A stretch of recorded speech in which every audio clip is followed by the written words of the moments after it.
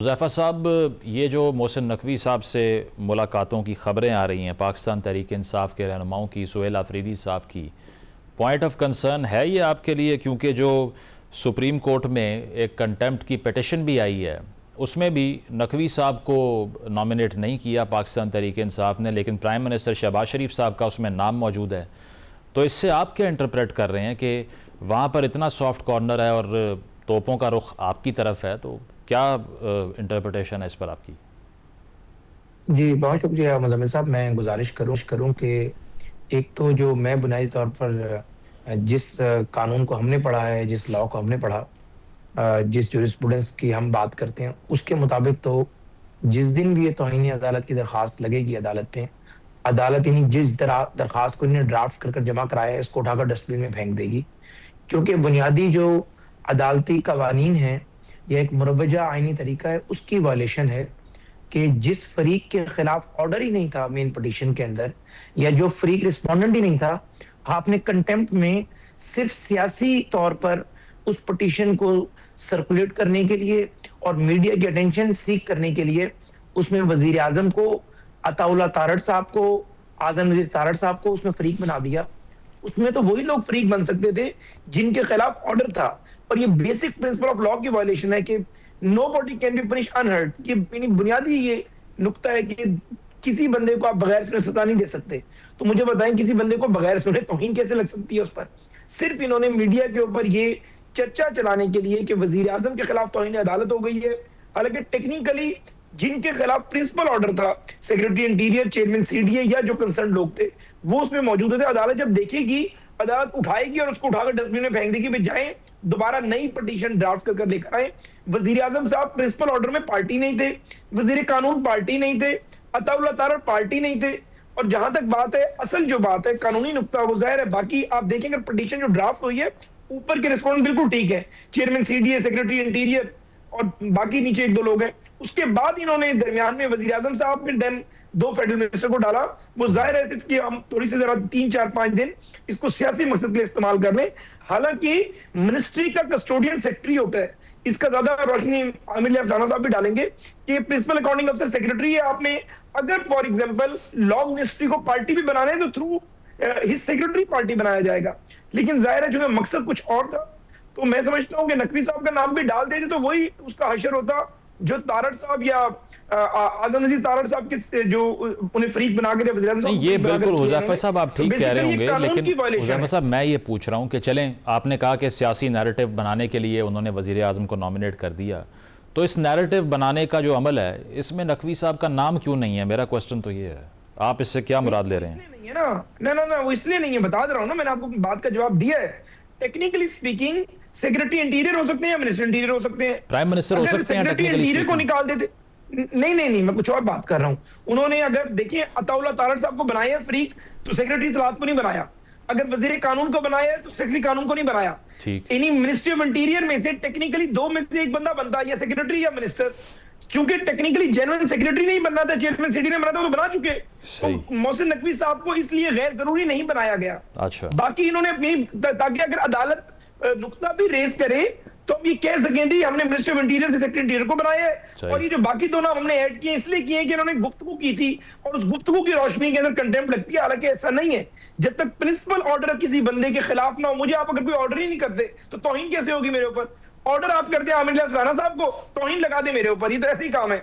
हुज़ैफ़ा साहब, मैं आपकी तरफ आना चाह रहा हूँ। ये जो एक मामला है कि पिम्स हॉस्पिटल ले जाना, शिफा हॉस्पिटल ना शिफ्ट करना, हालांकि स्पेसिफाई हो गया था ऑर्डर में, अब उसमें पैरा 4, 6 और 8 है, कुछ की वायलेशन पीटीआई ने कर दी, कुछ की आपने कर दी। तो अगली समात में अगर इसी पर एक कंटेस्टेड पॉइंट बन गया आपके अगेंस्ट, तो इसकी वजह इतनी सॉलिड वाकई ये थी कि सिर्फ़ और सिर्फ सिक्योरिटी रीज़न थी जिस वजह से वहाँ नहीं ले जा सके? या आपको लगता है कि गवर्नमेंट कलेक्टिवली ये फील करती है कि ये प्रिविलेज अगर किसी कैदी को मिल गया तो बाकी भी हमसे यही डिमांड करेंगे? क्योंकि आज खबर आ रही है कि अडयाला में मौजूद 3 कैदियों ने इस पर ये प्ली कर दी है कि अब प्राइवेट अस्पताल में अगर इलाज हो सकता है खान साहब का तो फिर हमारा भी करवा दें। तो वजह क्या थी? सिक्योरिटी थी या प्रिविलेज था?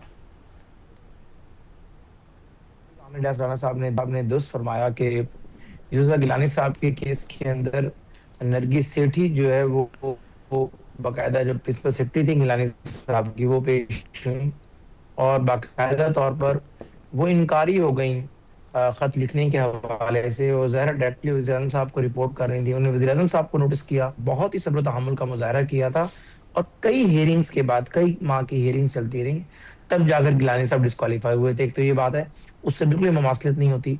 दूसरी बात ये कि हमने 70-80% तो अदालती हुक्म की कंप्लायंस कर दी है। अगर अदालत ये समझेगी कि हमारा नुक्ता नज़र गलत है, क्योंकि हमारे दो नुक्ते नज़र हैं, एक तो सिक्योरिटी इशू तो था ही था, दूसरा जाहिर है कि अगर एक प्रेसिडेंस मौजूद ही नहीं है माजी में कि सुप्रीम कोर्ट या कोई भी हाई कोर्ट उठाकर किसी कैदी को प्राइवेट अस्पताल भेज दे, या तो आप उसकी सजा सस्पेंड करें, मेडिकल ग्राउंड पे उसकी बेल लें या कंडीशनल बेल ले लें 2 हफ्ते की, 3 हफ्ते की, 4 हफ्ते की। ऐसी मिसालें तो मौजूद हैं। ऐसा नहीं है कि आप सजा काट रहे हैं और आपको कहा जाए कि नहीं आप सरकारी मेडिकल बोर्ड या सरकारी अस्पताल में नहीं जाएंगे, आप फलां अपनी मर्जी के अस्पताल में जाएंगे। तो हम ये नुकता अदालत के सामने वाजे करेंगे। अगर अदालत नहीं मानेगी तो अडियाला से शिफा कितना दूर है, 1 घंटे का सफर है, हम फौरी तौर पे कंप्लायंस कर देंगे। और अदालतों के सवाल से बड़ा दिल होता है, हम सिर्फ अदालत के सामने बात करना चाहते हैं कि हम तो अदालत के सामने सरेंडर करेंगे और बताएंगे कि उस दिन भी हम आपकी कंप्लायंस करने जा रहे थे, लेकिन सिक्योरिटी इशू बना। लेकिन जब हमने पिम्स में दिखा दिया और पिम्स के डॉक्टर्स की रिपोर्ट आ गई, बानी तहरीक इंसाफ ने खुद, जब नौरीन याजी साहब हमसे मिलने गई, उन्होंने वाज़ेह कहा कि मैं तो बिल्कुल फिट हूँ। तो उन्होंने कहा कि नहीं, हम ऑर्डर ले आए हैं आपके लिए सुप्रीम कोर्ट से। तो उन्होंने कहा नहीं, मुझे क्या हुआ है, मैं तो बिल्कुल फिट हूँ। बल्कि वो जॉगर्स में थे और उन्होंने पहना हुआ था और वो जिम कर आए थे 2 घंटे के। आप नौरीन साहिबा से कुरान पे हलफ देके पूछ लें अगर मेरी बात 19-20 भी हो। और पूरी मीटिंग में आंख का कहीं तस्करा ही नहीं हुआ। खैर एनीवेज, अल्लाह ने सेहत दे, कोई भी छोटी मोटी बीमारी भी हो। तो गुजारिश ये है कि अदालत, और दूसरी बात, जब से आईनी अदालत बनी है, ये आमिर लियाज़ साहब मजीद इसमें रोशनी डाल देंगे, मेरे ख्याल से आईनी अदालत की जो डोमेन है वो सुप्रीम कोर्ट से सुपीरियर है। और वजीर आजम साहब की नाअहली या कोई भी आईनी ट्रांसलेशन किसी मामले की, वो मामला सुप्रीम कोर्ट के डोमेन से फिर वहां चला जाएगा। तो इसलिए हुकूमत के लिए फिलहाल कोई ऐसी परेशानी नहीं है। आखिरी बात मैं आपको कर दूं कि वजीर आजम साहब से मोहसिन नकवी उतने ही कमिटेड हैं जितने हुज़ैफा रहमान है, अताउल्लाह तारड़ है या आजम नज़ीर तारड़ साहब या राना सनाउल्लाह है। तो ये मेरे भाई बात कर रहे थे कि जी राना साहब ने बयान दिया, तो राना साहब को तो आपने पार्टी नहीं बनाया, आपने तारड़ साहब को पार्टी बना दिया, क्योंकि पॉलिटिकल मोटिवेटेड पिटीशन है। तो अगर मैंने बयान दिया, मुझे भी पार्टी बनाते आप, ताकि मैं भी काला कोट पहन के सुप्रीम कोर्ट में पहुंचता और अपना खुद केस लड़ता। मैं तो किसी अटॉर्नी जनरल को पेश ना कर रहा था, मैं तो अपना केस ज़ाती हैसियत में जाके लड़ता। अच्छा। तो गुजारिश ये है कि हुकूमत में कोई ऐसा जो है एतमाद का फुकदान नहीं है। नकवी साहब और वज़ीर आज़म साहब के बहुत ही मजबूत मरासिम है, एक जाती ताल्लुक भी है और एक कैबिनेट मेंबर की तरह उनके ज़रा सबॉर्डिनेट भी हैं, कॉलीग्स हैं हम सारे।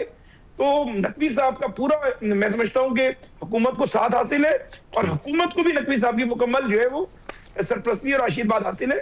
इसलिए किसी भी कैबिनेट मेंबर के बारे में सिर्फ चाहे वो वही कर देना जो पार्टी नहीं बने, कोई उनकी नीयत पे शक कर देना, मेरे ख्याल से मुनासिब नहीं। और हुज़ैफा साहब, ये फिर जो कन्वर्सेशन हो रही है इस पर फिर आप ही कुछ कह दें, क्योंकि बैरिस्टर गौहर साहब ने तो नहीं कहा। चलें, वो तो नकवी साहब का मामला है। हुकूमत भी कुछ ना कुछ एड्रेस कर रही है पीटीआई के तहफ़्फ़ुज़ात को, कोई बैकडोर राब्ता हो रहा है? क्योंकि अब शफ़ी जान साहब ने हमारे प्रोग्राम में ये कहा लास्ट वीक कि 27 नवंबर की, गालिबन 27 सितंबर की जो तारीख है वो अपनी जगह इन प्लेस है, एहतजाज हमने करना है, खान साहब को रिलीफ मिले ना मिले, एहतजाज की कॉल बरकरार है वहीं पर।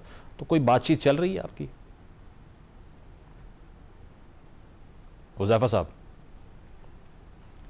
देखें, नकवी साहब ने जितनी भी मुलाकातें की हैं बैरिस्टर गौहर साहब से या सुहेल अफरीदी साहब से, किसी से भी मुलाकातें की नकवी साहब ने, तहरीक इंसाफ किसी भी रहनुमा से, वजीर आजम साहब की मुकम्मल इजाजत से, वजीर आजम साहब को उस मुलाकात के बाद मुकम्मल उन्होंने रिपोर्ट किया।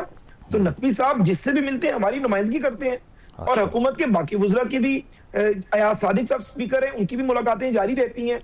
बैरिस्टर गौहर साहब वैसे अच्छे आदमी हैं, इन्हीं बात सुनते भी हैं, अपनी सुनाते भी हैं, इस हवाले से इन्हें ठहराव वाले आदमी है, तो सारों की उनसे बनती है, सब उसकी इज्जत करते हैं। इज्जत तो नोटन के था, कोई किसी को जितनी देगा उतनी मिल जाएगी। बैरिस्टर गौहर सबको इज्जत देते हैं, तो आप इसका अंदाजा इस बात से लगा लें कि उनकी वालदा की डेथ हुई तो पूरी मुस्लिम लीग जो है उनके पास ताज़ियत करने गई, सिर्फ उनके कंडक्ट की वजह से गई ना, कि हम टेरी बेंचेस पे बैठते हैं, वो अपोजिशन बेंचेस पे बैठते हैं, कि उस बंदे का जो 2.5 साल का कंडक्ट है, आल तो कि उसकी जमात हमारे खिलाफ है, वो हमारे खिलाफ है, हमारे बारे में कोई वो ऐसा मौका जाने नहीं देते हाथ से जिसे हुकूमत को रगड़ा ना लगाएं। लेकिन एक बंदे का जाती कंडक्ट ऐसा है कि वो हमसे इख्तलाफ करते हैं, लेकिन अल्फाज का चुनाव ऐसा होता है कि हुकूमत उसकी कदर करती है और हुकूमत उससे मुसलसल राब्ते में, चाहे नकवी साहब के जरिए हो, राना साहब के जरिए हो या फिर अयाज सादिक साहब के जरिए हो।